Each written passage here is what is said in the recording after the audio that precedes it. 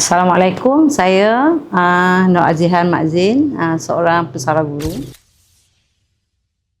Saya mengidap penyakit kencing manis for almost 20 years. Dah 20 tahun, lama. Masa mula-mula saya kena kencing manis tu, masa tu my father was warded. Lepas tu saya rasa dahaga yang teramat sangat. Saya minum, saya rasa tak hilang dahaga. So finally saya pergi klinik jumpa my kawan jugalah doktor tu. Dia kata you have to take. Saya kata tak nak ambil. Dia kata you have to. Masa tu saya cek, tiba-tiba dah lonjak ke 16. Lepas tu saya ambil ubat yang disarankan tu for quite some time lah. And then after that saya pergi jumpa pakar. Pakar drop daripada 16 tu turun 13, 12, 14 tu lah. Tapi dia still tak boleh turun.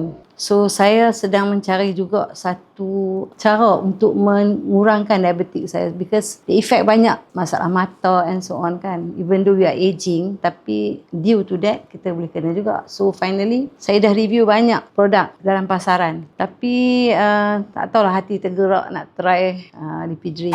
So after consuming lebih kurang 5 botol yang saya consume. Sebelum tu saya ambil satu pagi, satu petang, satu malam. But then bila baca review Facebook, ambil 2 pagi, 2 petang. So saya ambil 2 pagi, 2 petang. So botol yang kelima saya pergi cek. Pagi lah, lebih kurang pukul 9 pagi. Saya cek, tengok-tengok my reading untuk sugar 6.6. Saya rasa satu kejutan yang I was very happy lah. Saya sangat gembira sebab tak pernah dapat reading sebelum ni. Daripada 13-14. Lebih kurang lah sebulan, because sebulan dah 4 botol kan.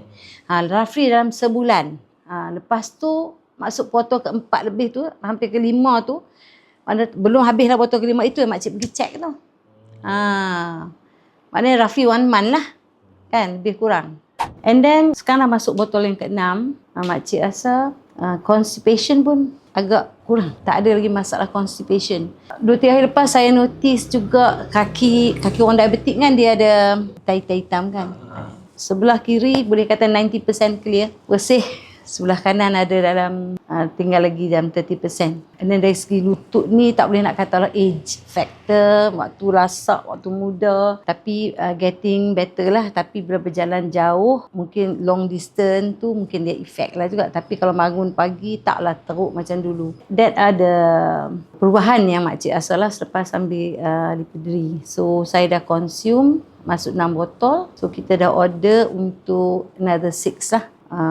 Dah order dah sampai dah, because I nak continue lah, sebab kalau boleh tu nak cuba stabilizekan my diabetic lah, sebab diabetic tu dia ganggu lah actually. Dan kencing malam pun makin kurang. Tak adalah 3-4 kali satu malam, sekali saja.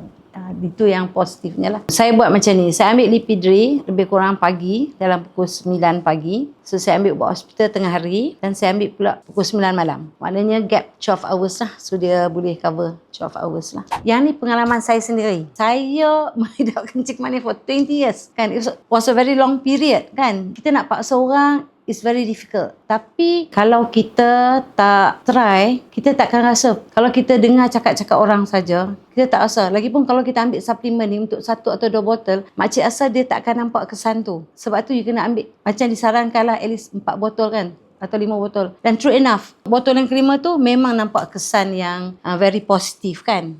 Alhamdulillah, jumpa Lipidri and sesuai dengan saya.